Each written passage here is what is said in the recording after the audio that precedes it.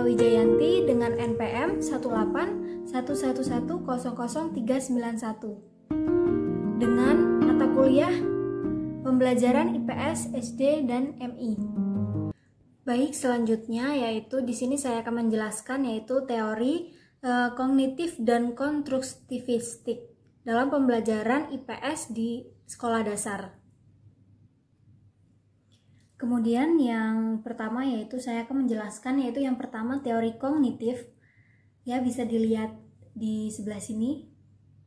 Jadi yang pertama itu dalam pembelajaran IPS di sekolah dasar ya, teori kognitif itu yaitu sebuah teori pembelajaran yang cenderung melakukan praktek yang mengarah pada kualitas intelektual peserta didik. Jadi kenapa ini tuh tidak seluruhnya mengenai materi yang ada gitu. Jadi di sini itu teori kognitif ini mengarah ke tujuan yaitu ke tingkah laku. Jadi teori kognitif itu mengarah kepada tingkah laku peserta didik itu sendiri gitu. Jadi kenapa sih kok ke dalam tingkah laku gitu. Jadi di sini ini teori kognitif itu memandang kegiatan pembelajaran itu bukan hanya sekedar pembelajaran biasa gitu dan respon yang bersifat biasa-biasa saja gitu, tapi lebih dari itu. Jadi kegiatan belajar juga itu melibatkan kegiatan mental yang ada di dalam diri peserta didik gitu. Jadi karena itu aliran kognitif ini yaitu sebuah mental yang aktif untuk mencapai, mengingat, dan menggunakan pengetahuan itu sendiri gitu. Jadi sehingga siswa itu perilaku yang nampak pada siswa tidak dapat diukur dan diamati tanpa melibatkan proses mental atau tingkah laku, yaitu seperti motivasi, kesenjangan, keyakinan, dan lain sebagainya. Jadi mengapa demikian? Karena dalam proses teori kognitif ini nih menitik beratkan kepada siswa agar bisa melakukan tingkah laku yang sesuai dengan tingkatannya gitu. Yang pertama yaitu dia bisa mencapai kegiatan pembelajaran, bisa mengingat pembelajaran yang sudah dijelaskan dan diterapkan, kemudian kegiatan atau perilaku sesama kawannya di kelas gitu. Selanjutnya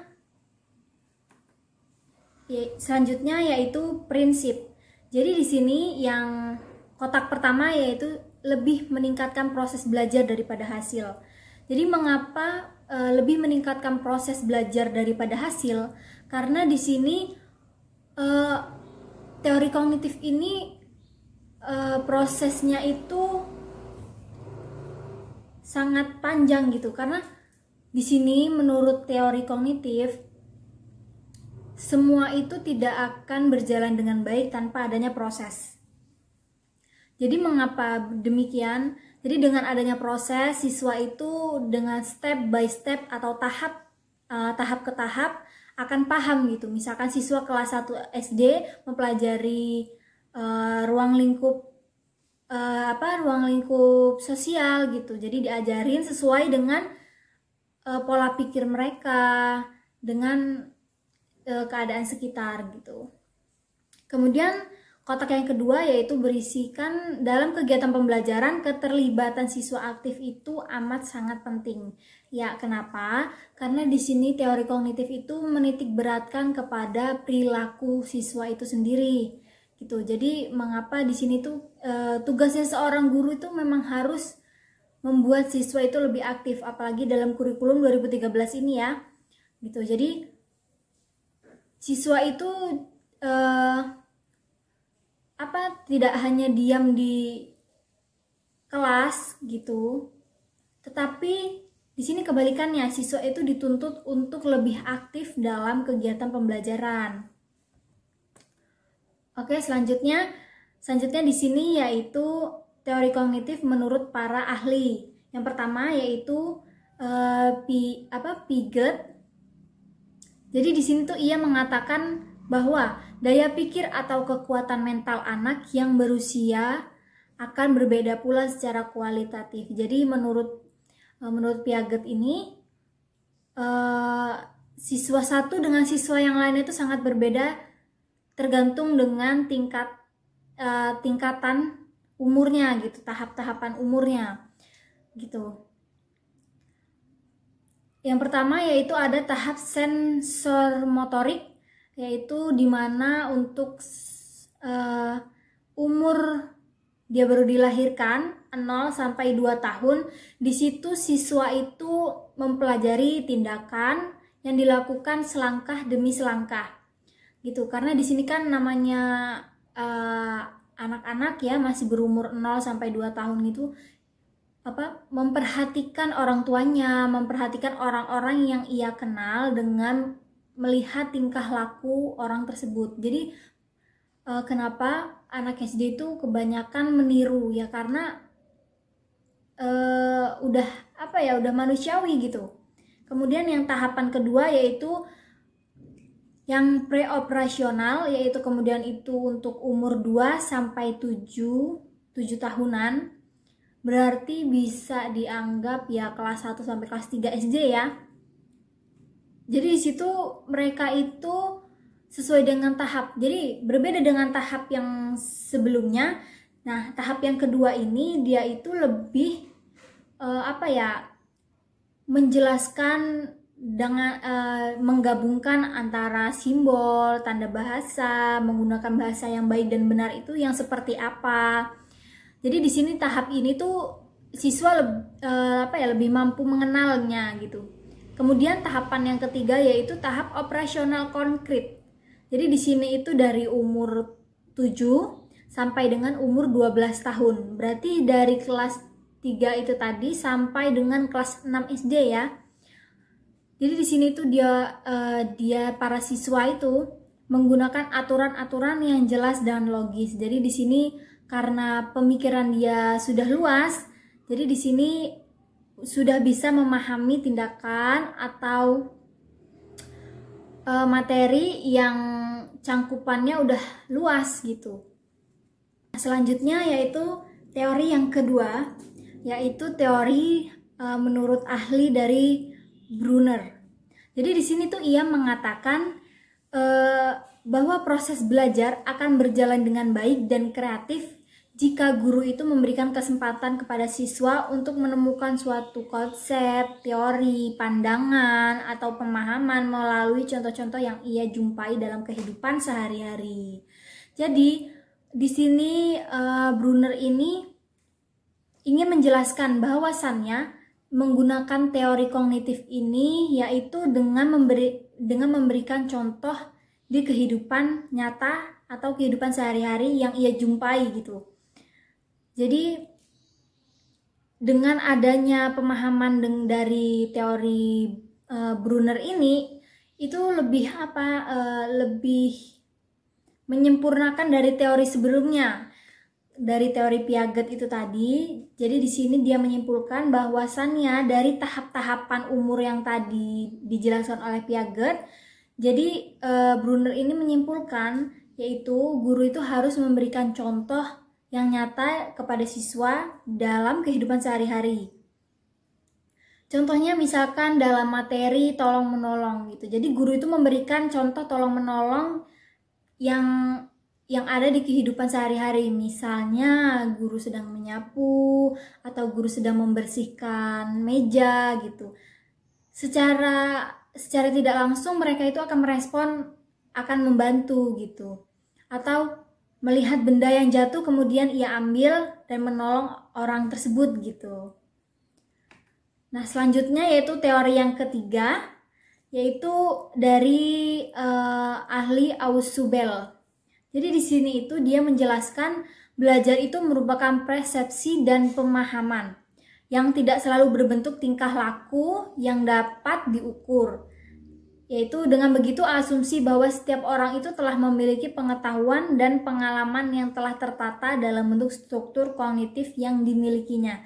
Jadi setelah pernyataan dari dua ahli tersebut yang sebelumnya kita bahas, nah di Ausubel ini menyempurnakan lagi dari dua teori itu gitu. Jadi di sini itu tidak semuanya itu berbentuk dengan tingkah laku yang bisa diukur gitu. Jadi kita itu tidak bisa mengukur seorang siswa dengan tingkah lakunya saja gitu. Jadi kita harus mengukur dengan segi pemahamannya dia, pengalaman yang dia miliki. Jadi secara tidak langsung itu siswa itu telah memiliki pengalaman dan pemahamannya sendiri gitu tanpa guru harus menjelaskan. Nah, jadi itu betapa hebatnya gitu ya anak zaman sekarang gitu.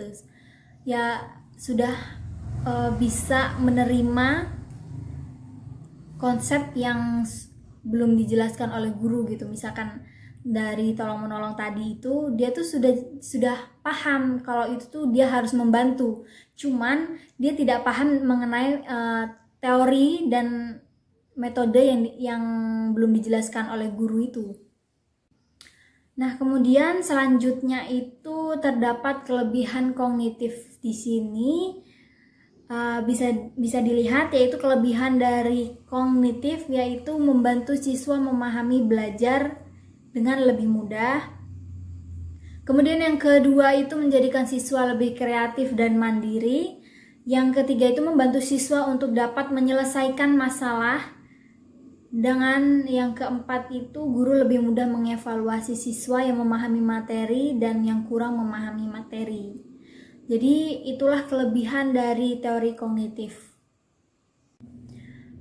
Baik, selanjutnya kita beralih ke teori yang kedua, yaitu teori konstruktivistik. Yaitu di sini dijelaskan bahwa mengajar itu bukanlah kegiatan memindahkan pengetahuan yang dimiliki guru atau ditransfer kepada siswa. Jadi dari guru ke siswa, gitu. Jadi melainkan suatu kegiatan yang memungkinkan siswa itu untuk membangun sendiri pengetahuannya. Jadi siswa itu harus bergerak sendiri untuk mengartikan apa yang telah dipelajari atau diajarkan dengan menyesuaikan terhadap pengalamannya sendiri, gitu. Kemudian dalam proses ini juga itu pembelajaran itu harus dirancang dan dikelola sedemikian rupa, gitu. Jadi sehingga mampu mendorong siswa itu mengorganisasikan pengalamannya sendiri menjadi pengetahuan yang lebih bermakna. Yaitu dengan cara apa di sini? Yaitu dengan cara memberikan motivasi dan dorongan, gitu. Siswa kelas 1 sampai dengan kelas 6 itu masih menggunakan motivasi. Motivasi itu sangat berguna sekali untuk anak di jenjang SD ya. Nah, jadi di sini tuh tugas guru yaitu untuk menjadikan pengetahuan bermakna dengan relevan bagi siswa. Kemudian memberikan kesempatan bagi siswa menemukan dan menerapkan idenya sendiri dan menyandarkan siswa agar menerapkan strategi mereka sendiri dalam belajar gitu. Jadi di sini tuh caranya dengan guru itu memberikan soal atau menanyakan kepada siswa, yaitu dengan soal yang berbunyi bagaimana menurut Anda tentang perilaku gotong royong dan tolong menolong, berikan contohnya. Nah, jadi dari situ itu kita bisa mendorong siswa untuk melibatkan pemikirannya dengan pengetahuan yang ia jumpai di kesehari-hari, gitu. Jadi apa sih tolong menolong itu, apa sih gotong royong itu, kemudian mereka itu dapat mengaspirasikan pendapat mereka ke dalam tugas itu tersebut. Jadi dari situ guru membaca dan mengetahui bagian mana yang tidak dipahami oleh siswa, atau siswa yang sudah paham dengan siswa yang belum paham, gitu. Jadi kita bisa melihatnya dari situ. Jadi menggunakan teori ini tuh sangat penting peranan siswa di dalam hal ini, ya karena siswa itu sendiri yang dituntut untuk aktif dan melibatkan semuanya ke dalam kehidupan sehari-hari gitu. Jadi agar siswa itu memiliki kebiasaan berpikir, maka dibutuhkan kebebasan dan sikap belajar. Jadi di sini siswa itu diberikan kebebasan berpendapat, ya dari contoh soal yang tadi gitu. Itu bisa menjadi salah satu contoh dan pacuannya. Kemudian selanjutnya yaitu ciri-cirinya ya dalam proses pembelajaran ini. Yang pertama yaitu akan muncul pendapat atau pandangan dan pengalaman yang beragam. Misalkan di dalam kelas itu terdapat 20 siswa, nah 20 siswa itu memiliki pandangan yang berbeda. Misalkan anak-anak apa aja sih contoh dari gotong royong atau tolong menolong gitu. Nah, dari 20 siswa itu mereka akan menjelaskan pandangan mereka itu sendiri gitu. Jadi siswa A menjelaskan yang lain gitu, siswa B menjelaskan yang lain gitu. Jadi berbeda-beda pandangan siswa itu. Kemudian yang kedua itu mengembangkan strategi alternatif untuk memperoleh dan menganalisis informasi siswa yang perlu dibiasakan untuk dapat mengakses informasi dari berbagai sumber seperti buku, majalah, dan koran. Nah, jadi di sini itu dengan guru memberikan latihan soal, kemudian menyuruh siswa tersebut untuk mencarinya di buku, yaitu juga salah satu bentuk teori konstruktivistik. Nah, kemudian yang ketiga itu dalam usaha untuk menyusun pemahaman, siswa itu harus aktif dalam kegiatan belajar bersama gitu. Siswa itu perlu terlatih untuk mendengarkan dan merencanakan dengan baik pendapat siswa lain dan guru. Nah, di sini tuh kita bisa menerapkan dalam teori konstruktivistik ini, kita bisa menerapkan pembelajaran berkelompok atau grup ya. Nah, jadi dari sini siswa itu disuruh berdiskusi, ya diskusi ringan saja.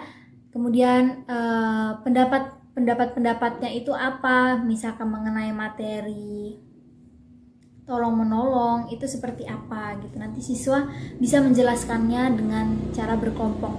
Itu kemudian guru itu memberikan contoh terlebih dahulu dengan materi. Nah, kemudian siswa bisa menyimpulkannya. Nah, begitulah teori. Baik, itulah pemaparan materi mengenai teori kognitif dan konstruktivistik menurut pendapat saya gitu. Maaf apabila ada kesalahan. Saya akhiri, wabillahi taufiq walhidayah. Wassalamualaikum warahmatullahi wabarakatuh. I think I'm losing my mind, trying to stay inside the